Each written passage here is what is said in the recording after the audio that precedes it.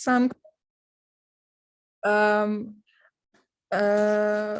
wait a minute. There is a problem with the recording part, but okay, I fixed it now. Okay. We are gonna start with a basic question. When was your team founded? What was the story behind your team starting the FRC adventure? So our team is 25 years old. So personally, I don't know exactly when how it was founded, but what I can say is that now our team is very driven on bringing kids into STEM and giving them a hands-on experience, and especially fostering future STEM leaders.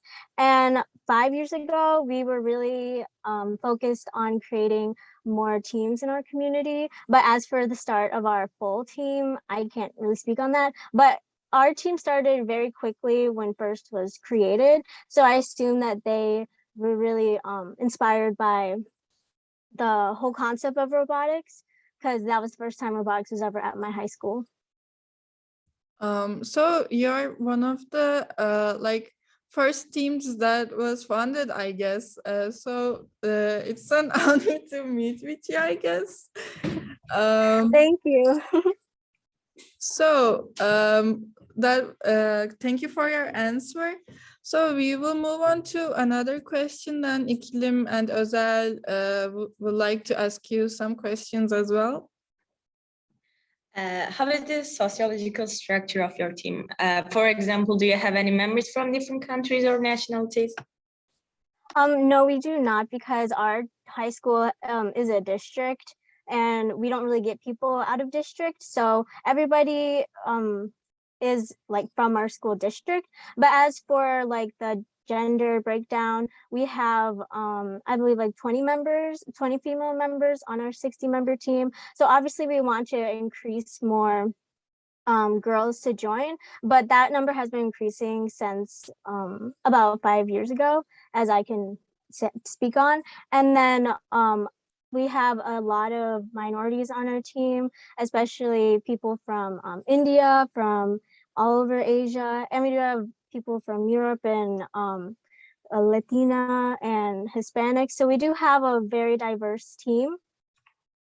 But and we also reach out with our sister schools a lot, and so they'll come to our team and help, and we'll help them. So we do get involved with a lot of people throughout Michigan and near us, but just not out of state. That's a great answer, and I really liked how you have participants, members from globally. There's a culture going on, and we have that same thing with us too, but not from other countries, but the cities in Turkey. We have people from different cities, and it's very it's a long distance thing, but we study in a boarding school, so we figure it out, and we have a similar structure as well. So we can move on to another question, I guess. Okay, I'm asking a question. Team dynamic is an important factor for a FRC team. How do you evaluate your team's dynamics? For our dynamics, our overall structure of our team is that we have two main co-captains. I'm a co-captain for the non-technical side of our team, and then we also have another co-captain representing the technical side of our team. And then we're broken down into subgroups. So we have your regular machining, electrical, mechanical, programming, and then we have our business side, which mostly culminates outreach and doing interviews like this, and sponsors and business planning. So all of that sort of jazz. And then we have mentors who lead the subgroups, and we have leads for each group. So if you're in electrical, there might be 1 or 2 leads. If you're in programming, we have 2 leads right now. And all of that is overseen by our head mentor, Mr. Gupta, and he also oversees the teams that we run in our whole community. So he oversees all the FLL, the Explore teams, all of those. And as for the like dynamic between members, we really cultivate a family culture. So we have a lot of seniors and alumni come back to our team, and including tonight, there's actually a family barbecue that they're hosting, and they're inviting the leads, mentors, alumni. So we really do foster close relationships even after they graduate. And we have, I believe, 7 mentors right now who are alum. So that's like, I'd say, representative of our dynamics. We have a similar Very structure. Yeah. Like we separate the parts like PR and robotic. Also, we have mentor alumni. Yeah, our graduates are our mentors as well. Like they take their time to mentor us, and it's a really great thing. So like our bonds are very strong, and we still do some projects with them. Like as you said, we are the business part. Like we do these interviews, and our friends are in the robotics part. So we have 2 like team leaders, and like 2 team leaders for the business part and 2 for the robotics part. So we have a mentor that is our teacher in our school, in our boarding school, but like yeah, and that's all. And our bonds are very strong because we live in a boarding school and we see each other all the time. Like even though we don't want to, sometimes we always see each other. We are like family. Sometimes we argue or sometimes we party, but at the end of the day, we are like family. Yes, that's the Exactly. yeah. So being a team for us like is like a family because of this. And Özel and İklim are like 2 of the new members of our team.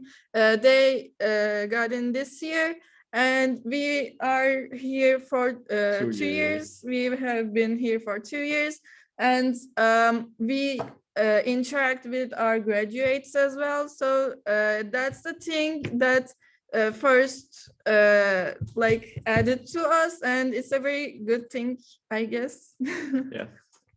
Yeah, it's awesome. It's honestly something that like I didn't expect. I thought a lot of people, like a lot of clubs, people leave and then that's kind of it, they're done. They don't want to think about high school anymore. But it's really crazy seeing like how many people come back. And when I joined the team, there is a senior who was on the business side, and she really like walked me through the whole process, and we're such like great friends, even though now she's like in college and she's almost going to graduate. So I really think like that aspect of first is truly like phenomenal. Yeah, exactly. That's why we do it, I guess, and to inspire kids also. Yes, it's important part of our job. Yeah. So we can move on to another question, I guess. Do you think there is a balanced gender dispersion among your team members? Can you give us a ratio or a specific number that shows the gender dispersion among your team? So currently there are about, I think, 20 female members on our team out of 60, as I said before, and we have almost gender parity across our mentors. And as for the gender disparity right now, we are actively working to relieve that and to get rid of that. So what we've been doing is first we created an all girls STEM group called STEM Cadets to get middle school girls interested in STEM and interested in joining robotics. But it's not just robotics, it's to do different STEM related activities with them. And then we also have a buddy system in our elementary school where for each boy that joins, we make sure there's a girl that joins the team as well. And we give out surveys at the end of the year to say, how did you feel on the team? How do you think we could, expand our reach to more than just boys and more than just, what you would typically think would be in robotics. Exactly. Kyra, would you like to explain our like gender-based projects? Yes. One example, we have some 4 books that named Alican, Ela, Gül, and Ege's robotic journey, and Ela's robotic journey about how a girl can found a robotic team in a school, and this girl is faces some difficulties because of gender, and some people try to block her or Like there were some blocks yes, some that got in problem her way, like not the people tried to block her, but there were like some things that got in her way, and she overcame those stuff, and she was a great leader in robotics. yes, in a Farsi team. Also, we try to motivate the girls for STEM and robotics. We organize conferences, or we encourage some girls from Syria, yes. Syria. Like we have a foundation in our country that is called Yuva Foundation, and we connected with them, and we made these activities. We came together with these Syrian girls, refugees, that was a part of this foundation, and we taught them, we introduced them to STEM, and we did some activities with them. So they really liked it, and we got some positive results from that. And like we have a hit the road project, and we go to these rural areas, and there are some kids that don't know anything about STEM, so we introduce them to STEM, and we start some FLL teams from these rural areas, and we mentor them, and that's a positive thing too. And we organized a Women in STEM conference this year, and there were some professors from University of Chicago. Chicago. Yeah, and MIT. yes. Yes. And we think girls must be in STEM as men do.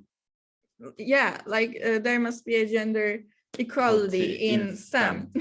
Yeah, but Yes, I fully agree. Oh my gosh, but that's like awesome that you were able to form those kind of connections.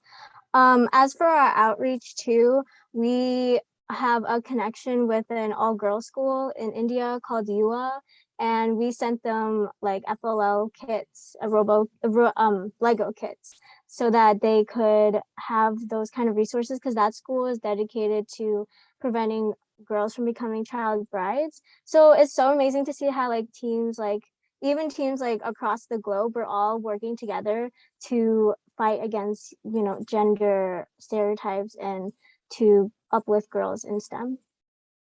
yeah, that's great. We are we did like we can send these kids because like we don't have that much of a budget, but we try to do the same exact thing to like give our opportunities that are given to us to that less lucky ones, giving our opportunities to less lucky ones, so that they can have some opportunities as well. And so we can move on to another question. Kyra, would you like to? Okay. What are your team's current project? Can you explain a few details from that project? Like we explain some of our projects, and you explain some of yours, so we can like talk more about our projects, because that's a great topic, I guess. Yeah, I'd love to. So this year we partnered with a nonprofit organization called the Scrunchie Project, which is also focused on not just women in STEM, but the donation. So hang on. So we made a scrunchie fundraiser, you know, the scrunchies you wear in your hair, and we sold those, and we raised like almost $300 for that school in India, UA, that I mentioned previously. But we partnered with the Scrunchie Project, which is student-led, and they also do fundraisers for not just women in STEM, but for different causes like autism awareness, all of those kind of things. But that's our first time that we've ever hosted a fundraiser such as that one. We've hosted many fundraisers in the past, like we do a can deposit drives, because in Michigan, if you have those pop cans, you can deposit them and you'll get some money back, and then you can donate that money that you get from there. And we did a STEM book drive where we collected STEM books at our school and donated those to districts in Michigan that don't have as many resources as we do. And let me think. We host a lot of FLL competitions in the past years, and so we have a continuing partnership with a team in Monterrey, Mexico, STEAMX, and we raised $5,000 for them to participate in first. And this is our second year doing that, obviously because last year was pandemic year, but we do that through our fundraisers, as I mentioned previously. And we also hop on Zoom calls with them and give them oversight, and they provide us oversight as well. That's a great project. Like, it's a very hard thing to collect budgets because it's very expensive to like join the competitions, because like in Turkey, even going like taking our robot to a championship in Chicago costs like a lot. So we had a sponsor to take it there, and it costs a lot. So it's a very hard thing to like compete for some yeah. people. And it's so nice to you made an effort for other people to join a FRC or a first family. Yeah, I mean, we got in touch with them through Facebook. So I think definitely expanding a social media presence for your team is really beneficial. And it's not really something I think people really think about. People think about, you know, the formal business relationships that you create through sponsors, through emails, through your school. But really having like one-on-one connections through Instagram DMs like we did, through Facebook groups is really important as well. Yeah, like it's so easy to communicate today. Like we can communicate with teams from another like district, like another country, and that's a great thing, because like we can organize these meetings and bond with each other, and like that's the main purpose of first. And we like to participate in that, and that's all. So we can move on to another question. İklim and Özel, would you like to ask one? Can you share with us a funny memory that happened to you during a competition or tournament? A fun memory, let me think. So because I'm a junior right now, freshman year was a little crazy because of the whole pandemic, and then last year was a little hectic too. So as for competitions, I went to 3 competitions.